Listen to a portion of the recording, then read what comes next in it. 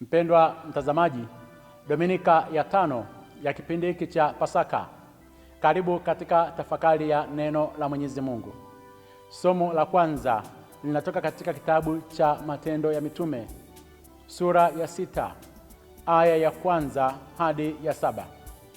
Somo la pili linatoka kwa waraka wa kwanza wa Mtume Petro kwa watu wote, sura ya 2, aya ya 4 hadi ile ya 9.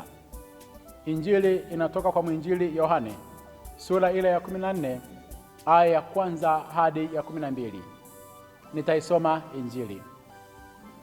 Yesu aliwaambia wafuasi wake, msifadhaike mioyoni mwenu. Mnamwamini Mungu, niaminini na mimi. Nyumbani mwa Baba yangu mna makao mengi. Kama sivyo, ningaliwaambia, maana naenda kuandalia mahali.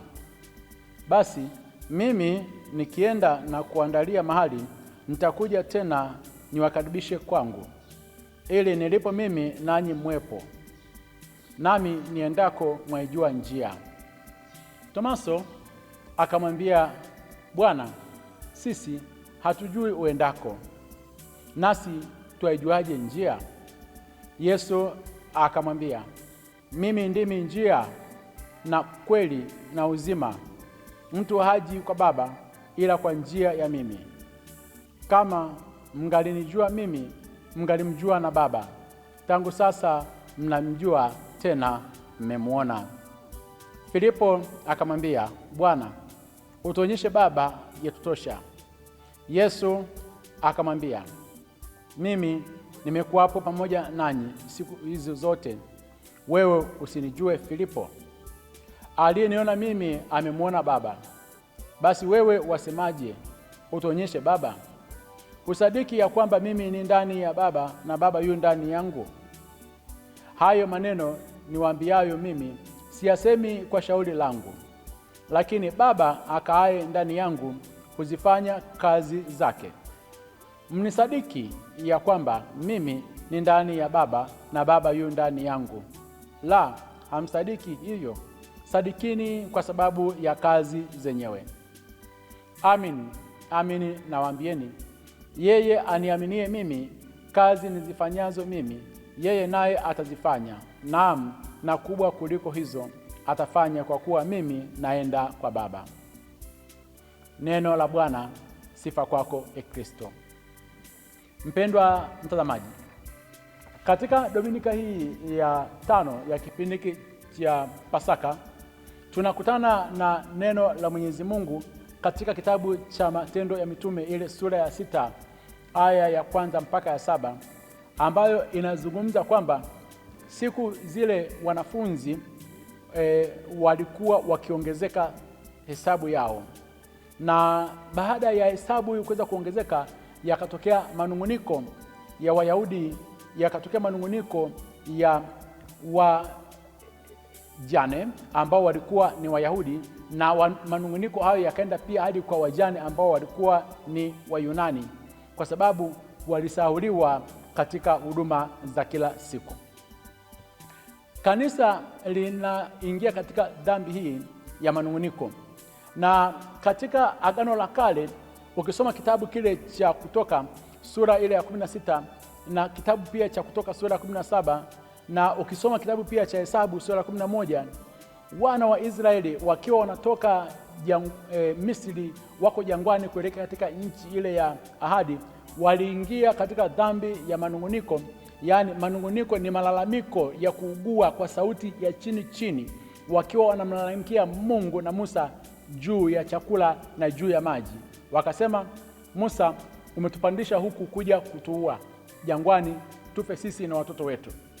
Adhabu ya dhambi ya manunguniko ilikuwa ni wengi walikufa jangwani, hawakuingia katika ile nchi ya ahadi, na wengine pia wakang'atwa na nyoka wa sumu. Kanisa la mwanzo lilikumbwa na shambulio kubwa la shetani katika ile eneo la manunguniko. Ndipo shetani alipoona kwamba amewajaribu katika njia nyingine zozote zile ameshindwa, akapandikiza manunguniko kati ya wajane ambao walikuwa ni Wayahudi na wale ambao walikuwa ni Wayunani. Sasa katika ile eneo ambalo haya manunguniko yanakuja katika kundi hili la wajane, ambalo ukisoma katika kitabu cha Kutoka sura ya 22 aya 22, Mwenyezi Mungu alitoa amri kubwa sana kwamba wajane lazima waweze kupata haki yao, asitokee mtu ambaye amemfanyia dhuluma huyu mjane. Na ukisoma katika kitabu pia cha Kumbukumbu la Torati sura ile ya 10 aya 18, Mungu yeye huwa anawatetea wanyonge. Na baadaye pia katika Agano Jipya Yakobo sura ile ya 1 aya 27 anasema kuwahudumia wajane ilikuwa ndio dini safi mbele za Mwenyezi Mungu. Kitendo hiki cha kutowatunza wajane, ambayo ilikuwa ni sheria iliyokuwa imekaziwa katika Agano la Kale na Agano Jipya, kilifanya kanisa la mwanzo lile, hasa wale mitume, kushtuka, na ndipo sasa wakaweka kikao hiki kikazungumza kwamba hebu sasa, badala ya hawa mitume ambao Yesu Kristo alikuwa amewapatia kazi ya kuhubiri neno la Mwenyezi Mungu duniani kote na kudumu katika swala zima la sala, waache kuweza kudumu katika neno, kuhudumia neno, waanze kuwashughulikia wajane. Wakafanya maamuzi haya kwamba, ndugu, chagueni watu wenye moyo safi ambao wamejawa nguvu ya Roho Mtakatifu na hekima, ili kuwaweka juu ya huduma hii ya wajane. Hekima hii ya hawa mitume ndio ambayo mpaka sasa inafanya kazi ndani ya kanisa. Hadi leo ukiona katika jumuiya mbalimbali za Kikristo zilizopo, watu wamekusanyika makundi katika mambo ya ibada, huwa yanatokea manunguniko haya si katika swala zima la neno, manunguniko katika swala zima la huduma. Maana yake nini?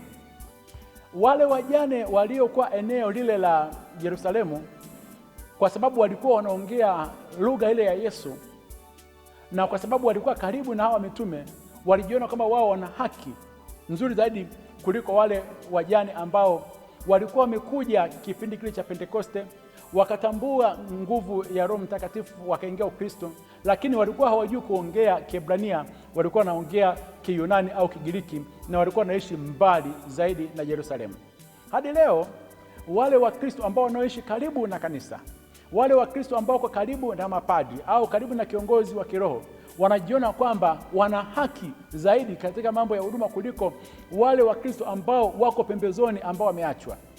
Na katika hali hiyo ndipo yanapotokea manunguniko.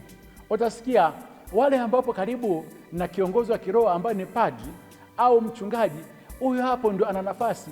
Sisi ambao tumenakaa huko pembeni huko, ambao hatuongei lugha moja na huyu mchungaji, lazima tujipendekeze, tunakuwa wa mwisho kuweza kupata huduma. Manunguniko haya ambayo yanatokea ndani ya kanisa na ambayo yalikuwa yametokea kipindi kile, ndio yale ambayo sasa yakalifanya kanisa liweze kuhakikisha kwamba linaweka huduma mbalimbali. Huduma hizi ndio zile ambazo tuna viongozi katika jumuiya ndogo ambao hawa kazi yao ni kuangalia wale ambao wana mahitaji muhimu, na baadaye hawa viongozi kupeleka taarifa haraka zaidi kwa viongozi wa kiroho ambao ni makuhani, kwamba fulani ni mgonjwa, fulani anahitaji hili, fulani ana njaa, ili hao wote waweze kupata huduma. Na hekima hii sasa ya hawa viongozi iliwapelekea wakasema, chagueni ninyi wenyewe wale watu mnaowaona kwamba hawa wana roho ya hekima, wana roho wa Bwana. Yaani walikuwa wana uwezo wa kuweza kuwachagua wale ambao wana roho wa Bwana, lakini wakasema chagueni ninyi wenyewe. Na hili ndio fundisho kwamba ndio maana kila baada ya miaka mitatu inatokea uchaguzi katika halmashauri za walei, kuanzia ngazi ya jumuiya, ngazi ya kigango, ngazi ya parokia, ngazi ya jimbo, mpaka ngazi ya taifa, kwamba wapatikane watu ambao wataweza kushirikiana na hawa mitume waliokabidhiwa kuhubiri neno la Mwenyezi Mungu, makuhani, na ambao wamekabidhiwa huduma ya kuweza kuongoza masakramenti, makuhani, na kuweza kusali. Washirikiane nao ili manunguniko yasiendelee, manunguniko ndani ya kanisa. Kanisa likamchagua Stefano ambaye alikuwa amejaa nguvu ya Roho Mtakatifu, na wenzake ambao ni Nikanori na Timoni, Parmena na Nikolao ambaye alikuwa ni mwongofu wa Antiokia. Baada ya hapo neno la Mungu likaenea, kwa sababu mitume walidumu katika neno la Mwenyezi Mungu. Hawakuwa tena na muda wa kuanza kufagia kanisa, kuanza kuwahudumia wajane, alafu wanarudi wamechoka. Neno la Mungu likaenea, wanafunzi wengi sana wakaongezeka. Leo ukiona katika eneo watu hawataki kuja kufanya huduma za kanisa, kufanya usafi au kufanya shughuli nyingine, wanataka kuhani au mchungaji aliyepo pale ndio afagie kanisa, utambue ni uasi mkubwa, kwa sababu huyu kuhani ambaye atafanya usafi katika kanisa, akifagia kanisa, hawezi kupata muda wa kwenda kutafakari neno la Mwenyezi Mungu. Huyu kuhani ambaye unamkuta yuko katika kazi nyingine za nje, atakosa muda wa kuweza kutafakari neno la Mwenyezi Mungu. Hivyo basi tushirikiane wote, kanisa lipunguze manung'uniko. Katika Injili tunakutana na Yesu Kristo ambaye yeye anawaambia hawa wafuasi wake. Usisahau katika hii sura ya 14 ilikuwa imetanguliwa na ile sura ya 13 katika Injili ya Yohana. Yesu aliwaambia wazi wazi kwamba mmoja wenu kati ya ninyi ambao ni mitume atanisaliti. Na baadaye akawaambia, mtanikimbia wote, mtaondoka na mtaniacha, nitabaki peke yangu. Maneno haya ya Yesu ambayo alikuwa ameyatamka wazi katika habari za Yuda, na akawa tayari ameshamhukumu kwamba unalotaka kuja kulifanya litende haraka. Na baadaye akamwambia ole wake yule mtu ambaye anamsaliti mwana wa Adamu, asingeweza kuzaliwa. Alipotamka maneno haya, mitume hawa wakaanza kuulizana, ni nani ambaye atafanya huo usaliti? Fadhaa ikaingia ndani ya nafsi zao, na Yesu Kristo akaitambua hiyo fadhaa ambayo imeingia ndani mwao. Aliwatazama wote, na Yesu alipofahamu huzuni yao na ambayo ilikuwa imejikita katika siri za mioyo yao, ambayo hakuna mtu mwingine angeweza kutambua, majeraha ambayo yalikuwa yanavuja damu ndani mwao, kwamba Yesu Kristo anaondoka, maisha yetu yatakuwaje? Kwa sababu tulikuwa tumetoa maisha yetu. Ndipo akatamka maneno haya, msifadhaike mioyoni mwenu, mnamwamini Mungu, niaminini na mimi. Mpendwa mtazamaji, jambo hili ambalo Yesu Kristo anawaambia mitume wake wasifadhaike ndani ya mioyo yao, linakuja kwa sababu ya usaliti. Tendo la usaliti wowote ule ambao unakuja katika maisha, pigo la kwanza huwa linaingia ndani ya nafsi. Nafsi inakuwa inavuja damu, na kwa sababu nafsi iko ndani ya moyo wa mwanadamu, moyo wa mwanadamu unakuwa ni mzito. Ndio maana kuna maeneo mengine katika Biblia ilisema kwamba linda sana moyo wako kuliko kitu kingine chote kile. Moyo ukipata majeraha na nafsi imepata majeraha, inamfanya huyu mtu sasa katika safari yake ya maisha anaanza kupoteza kumbukumbu. Akianza kupoteza kumbukumbu, anaanza kutokuwa na imani kwa Mwenyezi Mungu. Katika hili ambalo linakuja kwa sababu ya usaliti, Yesu Kristo anawaimarisha mitume wake kwamba mimi, yani Yesu, lazima nisalitiwe, na mmoja atakayekuja kuja kunisaliti ni mmoja ambaye tuko naye karibu, ambaye tumemkabidhi pia huduma hizi za kushika fedha. Yaani hadi usaliti unakuja kutokea katika safari yako ya maisha, Mungu ameruhusu hilo jambo, kwa sababu katika usaliti wa Yuda kwa Yesu Kristo kumuuza, kulikuwa kuna hekima kubwa ya kimungu ilikuwa inafanya kazi ndani mwake. Yuda asingeweza kumuuza Yesu, damu yake isingemwagika pale msalabani na tusingekuwa tumekombolewa. Mimi na wewe leo tusingekuwa tumeitwa wa Kristo. Kwa hiyo usaliti wowote unaotokea kwa mtu ambaye amekuwa karibu na wewe, amekuumiza hadi nafsi yako inavuja damu, Mwenyezi Mungu ameruhusu. Hasa kama Mwenyezi Mungu ameruhusu usaliti uje utokee, hasa hatua inayofuata, linda sana nafsi yako. Linda sana moyo wako. Moyo wako usije ukafadhaika na tukio hilo baya, kwa sababu ipo hekima ya kimungu katika hilo jambo ambalo wewe unaliona kama ni gumu, na akili yako imegoma kukubali kwamba fulani uliokuwa umemtegemea ukampatia moyo wako, fulani amekusaliti, na amekusaliti katika jambo ambalo linakuumiza. Yesu Kristo akasema katika hali ya kuweza kulinda moyo wako usifadhaike, tembea katika njia ya kumwamini Mungu. Ndivyo anavyowaongoza hawa wafuasi wake. Tembeeni katika njia ya kumwamini Mungu, njia ya imani, kama alivyozungumza Mtakatifu Tomaso wa Aquino kwamba yasiyoonekana kwa macho imani uyaona. Yale mambo ambayo unakataa kwamba yametokea kwa sababu macho yako yameshindwa kuweza kuona, yani yanashindwa kuweza kuamini kile, Sasa hama katika milango mitano ya fahamu, ingia katika mlango wa imani, kwamba muamini Mungu aliyeruhusu hili jambo litokee, kwamba Mungu yupo kazini. Mpendwa mtazamaji, Mungu yupo kazini katika kipindi hicho ambacho wewe unaona kwamba ni kigumu. Mungu aliyeumba mbingu na dunia, yeye ni gavana. Kama aliweza kuumba mbingu, akaweza kuiumba dunia, ambayo duniani hapa kuna wale watu ambao wanaishi wale kufanyia mabaya, basi huyu Mwenyezi Mungu ana uwezo pia kuweza kukutoa katika tatizo hilo. Yeye ni muumbaji, na ameumba wema, ameumba pia wabaya. Ameumba wabaya katika siku za ubaya, na ameumba wema katika siku za mambo ambayo ni mema. Yesu akaongeza akasema, msiponiamini mimi, msipomwamini Mwenyezi Mungu, basi niaminini na mimi. Alikuwa na maana gani Yesu katika neno hilo?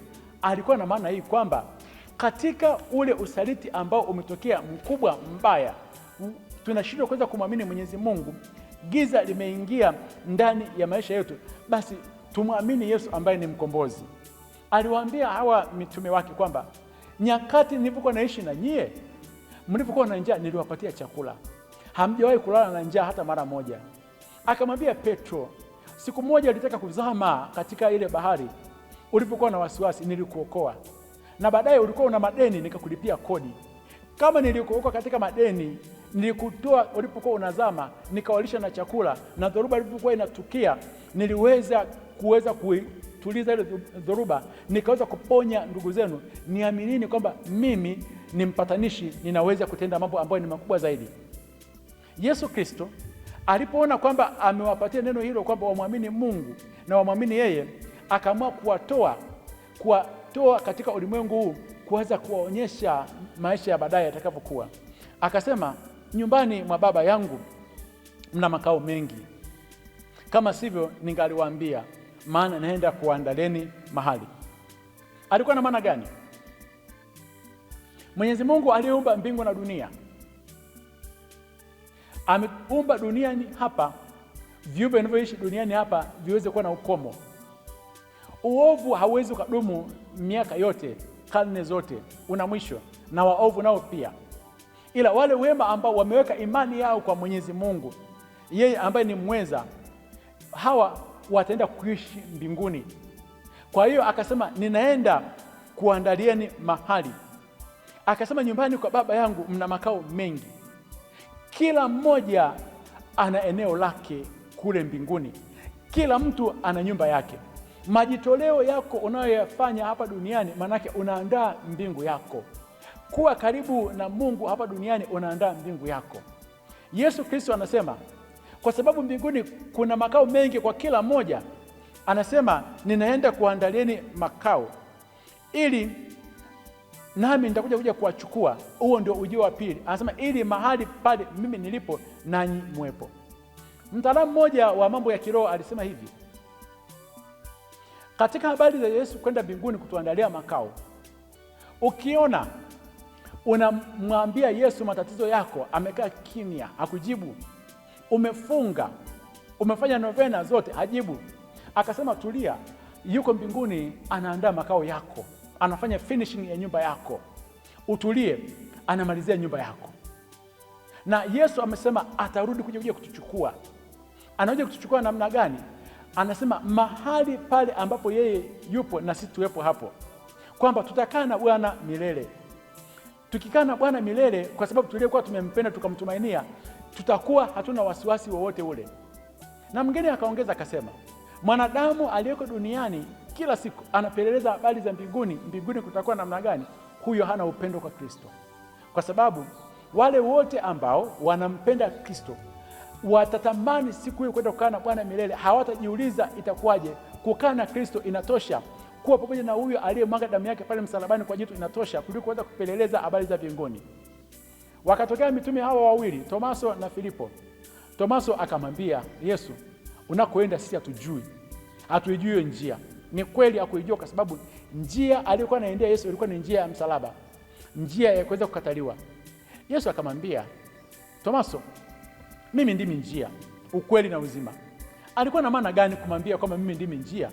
Alimwambia maneno haya kwamba katika safari ya kufika mbinguni, Ni kama vile rafiki yako ambaye ulikuwa unaenda kumtembelea, akasema ukifika mjini mimi nitakupeleka moja kwa moja mpaka kwa huyo rafiki yako ambaye amekualika, kuliko kumkuta mtu anayekuelekeza kwamba nenda upande wa kushoto, kata kulia, songa mbele, rudi nyuma, vuka bonde, utakuwa umefika. Kuna mmoja anasema ninakupeleka moja kwa moja kwa yule ndugu yako. Utajisikiaje kwamba yeye anakutangulia na una uhakika kabisa kwamba utafika?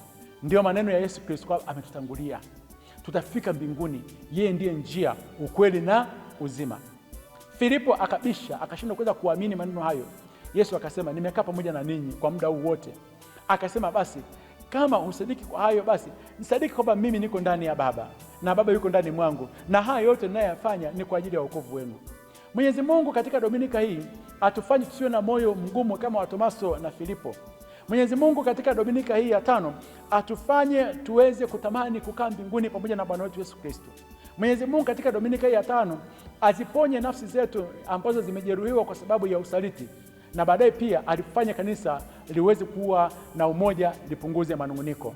Awabariki na kuwalinda Mungu Mwenyezi, Baba na Mwana na Roho Mtakatifu. Amina.